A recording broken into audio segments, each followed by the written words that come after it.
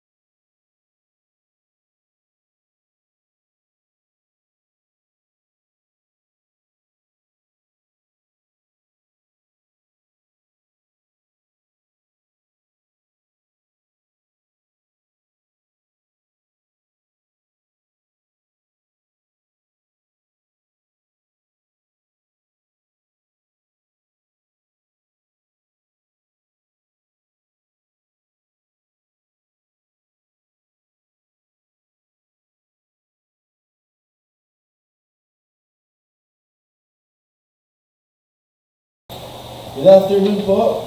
Good afternoon. Welcome po sa DPWH Sorsogon again. Tayawin Gubat, Sorsogon.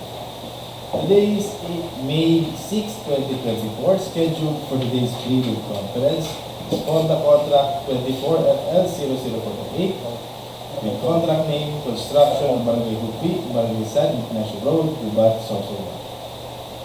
Present here today for today's pre-bid conference are Erwin SSNRS, Backlights Chairman, Levy Puram Jr., Back Member, Glenn Ignacio, Head of Procurement, Dave Aguilla, Back Member, Nathaniel Alegre, Back Secretariat, Nathaniel Icortero Jr.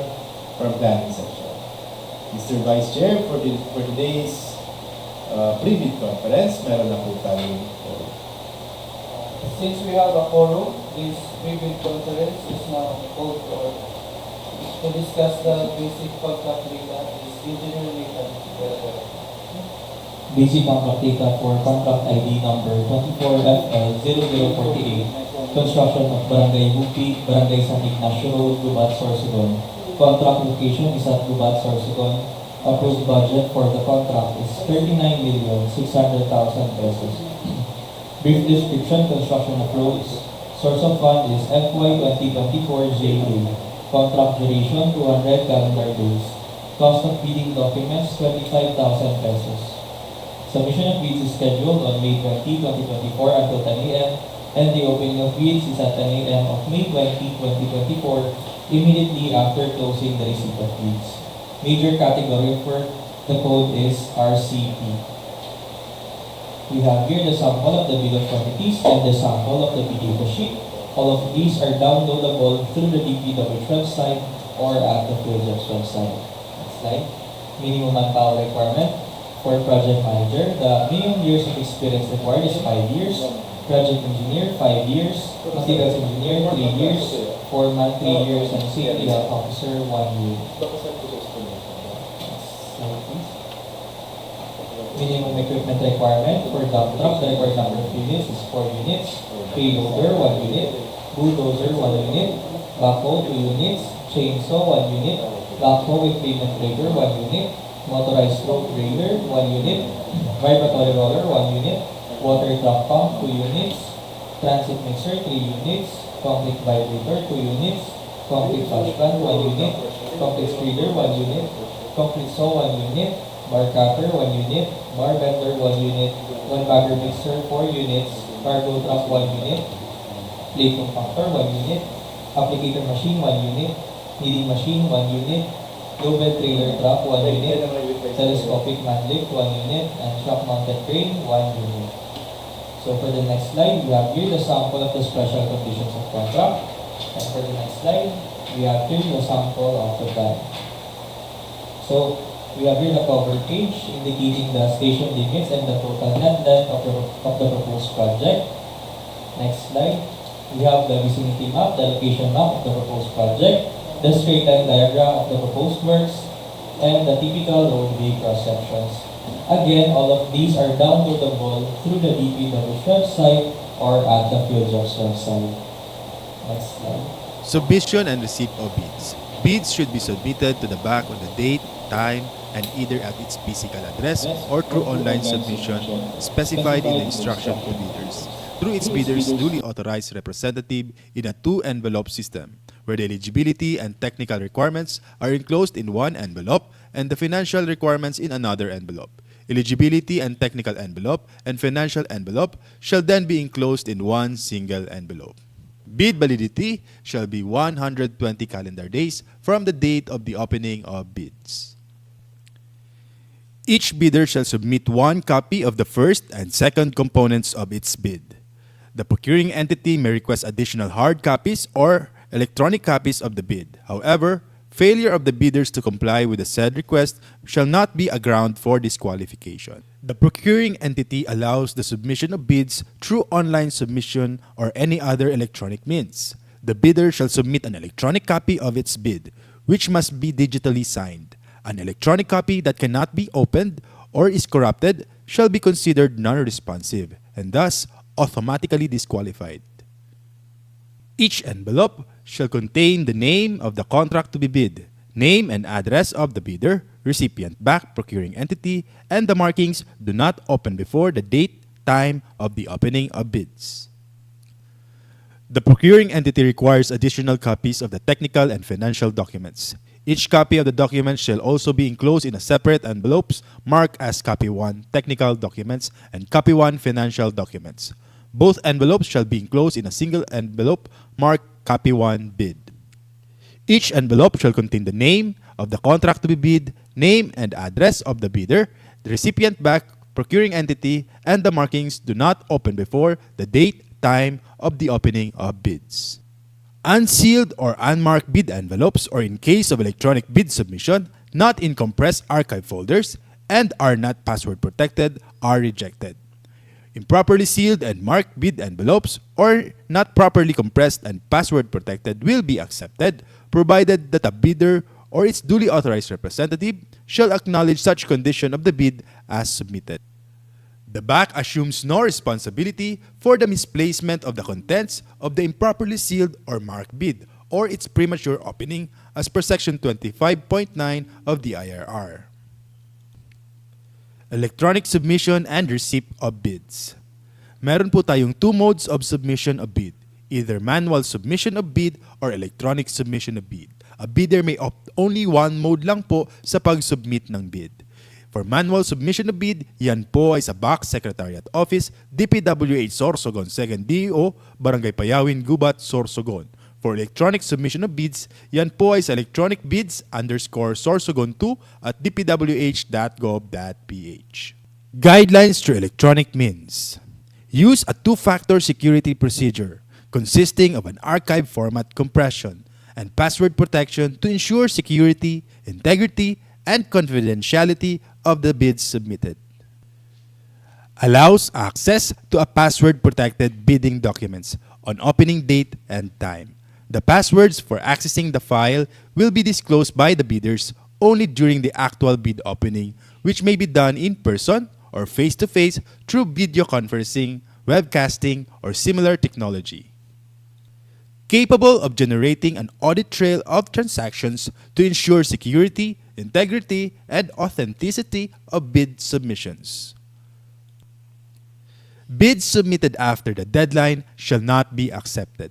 The BAC Secretariat shall notify in writing all bidders whose bids it has received through its PhilJEP's registered physical address or official email address within 7 calendar days from the date of the opening of bids. Modification of bids.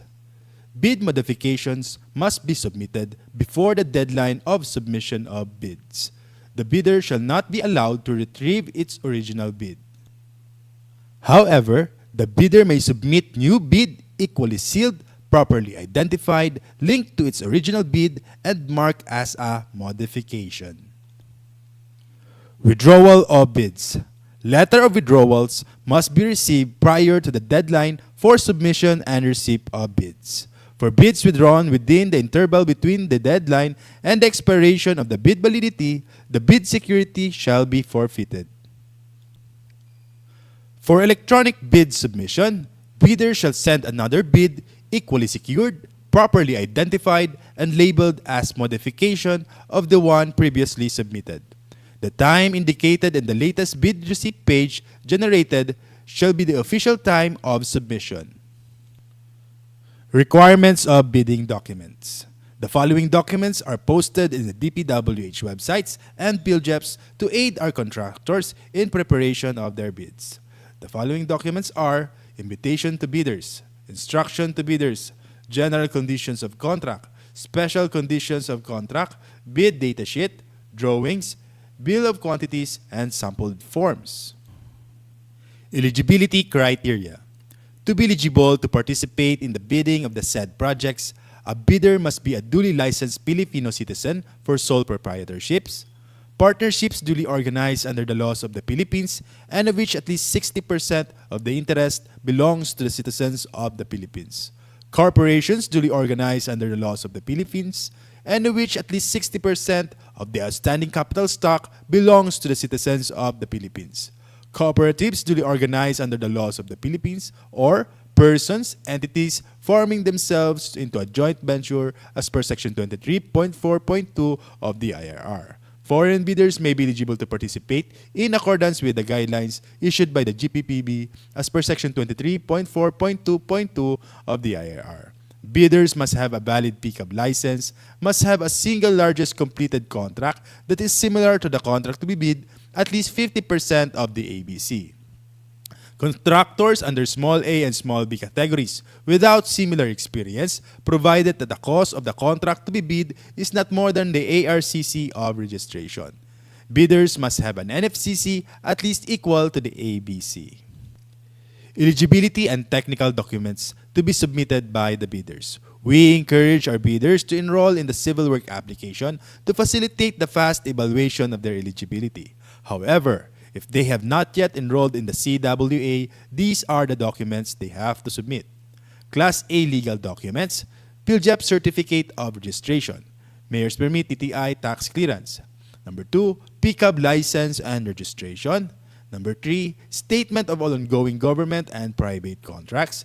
Number 4, Statement of single largest completed contract. Number 5, Computation of the NFCC. Number 6, Valid joint venture agreement if applicable. Number 7, bid security. Number 8, project requirements, organizational chart for the contract to be bid, list of contractors' key personnel, list of contractors' major equipment units, owned, leased, or under purchase agreement. Number 9, omnibus sworn statement duly notarized as per GPPB Resolution Number 16, 2020. Eligibility requirements. All bidders shall upload and maintain in PhilJEPs a current and updated file of the following Class A eligibility documents under Section 23.1 and 24.1 of the IRR. Class A legal documents. PhilJEP Certificate of Registration, Platinum Membership, containing SEC Certificate of Registration, DTI Registration, Mayor's Permit, Business Permit, Tax Clearance, Audited Financial Statements. As per GPPB Resolution Number 15, Series 2021, lifting the suspension on the implementation of the mandatory submission of PhilJEP Certificate of Platinum Registration and Membership in competitive bidding and limited source bidding. All bidders are required to maintain a Platinum membership of PhilJEP Certificate of Registration. Class A technical documents. Statement of all ongoing contracts. Statement of single largest completed contract. Valid pickup license, special pickup license for joint venture agreements. Class A financial documents. Net financial contracting capacity or the NFCC. Class B, in case of joint venture, the joint venture agreement entered into parties must be attached. Legal eligibility requirements. Class A, tax clearance. As per Executive Order 398 Series of 2005, submission of BIR receipt for renewal of tax clearance will not suffice in lieu of a valid tax clearance requirement, since substitution is not allowed under Section 34.2 of the IRR. Submission of provisionary tax clearance issued by the BIR for bidding purposes is not acceptable form of tax clearance, as per GPPB Resolution Number 1, Series of 2014. Recently expired Mayor's Permit, Business Permit shall be accepted together with the official receipt as proof that the bidder has applied for renewal within the period prescribed by the LGU. However, the renewed permit shall be submitted as post-qualification requirement in accordance with Section 34.2 of the IRR. Statement of all ongoing government and private contracts. Statement of the bidder of all ongoing government and private contracts, including contracts awarded but not yet started, if any, whether similar or not similar in nature and complexity to the contract to be bid. The statement shall include all information required in the bidding documents. Statement of single largest completed contract. The single largest completed contract completed should be similar to the contract to be bid or has the same major categories of work. The single largest completed contract's value should be at least 50% of the ABC to be bid, upon adjustment of current prices using the PSA Consumer Price Indices.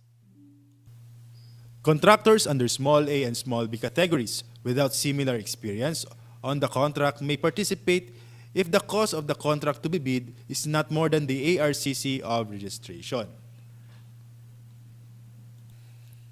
The statement of single largest completed contract shall be supported by the owner's certificate of final acceptance, issued by the project owner other than the contractor, or a final rating of at least satisfactory in the constructor's performance evaluation system. In case of contracts with the private sector, an equivalent document shall be submitted. Philippine Contractors Accreditation Board PCAB license. Bidders must have a valid PCAB license or a special PCAB license for joint ventures. PCAB license should indicate the registration for the type and cost of the contract to be bid. Should be valid at the time of the deadline for the submission and opening of bids. Bid security. Bidders have the option to choose their preferred form of bid security. Only one form of bid security is required to be submitted. For cash or manager's check, bank draft, bank guarantee, or irrevocable letter of credit, 2%. For surety bond, callable upon demand, 5%, or you can use bid securing declaration. Please be guided of the GPPB Resolution Number 16, 2020 sa format ng bid securing declaration. Bid security in the form of bid securing declaration. Please be guided of the revised provision and revised penalties of the bid securing declaration as a form of bid security as per GPPB Resolution Number 16, 2020. Omnibus Sworn Statement. Revised Omnibus Sworn Statement as per GPPB Resolution Number 16 should include the following clauses. Any omission of the said clauses shall be grounds for disqualifications. The clauses should include the non-inclusion in the blacklist, authenticity of documents, verification authority, signatories authority, disclosure of relations, responsibilities of bidders, labor laws and standards, non-payment any commission, amount, fee, or any form of consideration in relation to any procurement project or activity. In case of advance payment was made or given, failure to perform or deliver any of the obligations and undertakings in the contract shall be sufficient grounds to constitute criminal liability. Second envelope, financial proposal. The second envelope shall contain bid form, summary of bid prices in the bill of quantities, detailed estimates including a summary sheet indicating the unit prices of materials, labor, and equipment, cash flow by quarter, month, and payment schedule. Other documents required in the bidding documents. Please be guided of the GPPB Resolution Number 16, 2020 for the bid form. Detailed evaluation of bids. Unless the instruction to bidders specifically allows partial bids, those not providing all the required items shall be considered non-responsive. Placing no price is considered non-responsive. Specifying a zero or dash means it is offered for free. The purpose of the detailed evaluation of bids is to determine the lowest calculated bid by establishing the correct calculated prices of bids, ranking calculated total bid prices from lowest to highest. The method, a non-discretionary criterion, shall be used which shall include consideration of completeness of bids and minor arithmetical corrections. Results shall be contained in the abstract of bids. For the detailed evaluation of bid, in case of discrepancies between bid prices in figures and bid price in words, the bid price in words shall prevail. Total price per item versus the unit price for the item times the quantity, the unit price for the item times the quantity shall prevail. The stated total price versus the actual sum of prices of component items, the actual sum of prices of component items shall prevail. Unit cost in the detailed estimate versus the unit cost in the bill of quantities. The unit cost in the bill of quantities shall prevail. Reminders to all the bidders of our no-contact rule, prohibition of communication with bidders from bid evaluation until award of contract. For post-qualification, The purpose is to determine whether the lowest calculated bid complies and is responsive to all requirements and conditions as specified in the bidding documents, to be the lowest calculated responsive bid. The method, a non-discretionary pass or fail criterion, which shall be used to verify, validate, and ascertain all statements and documents by the lowest calculated bid.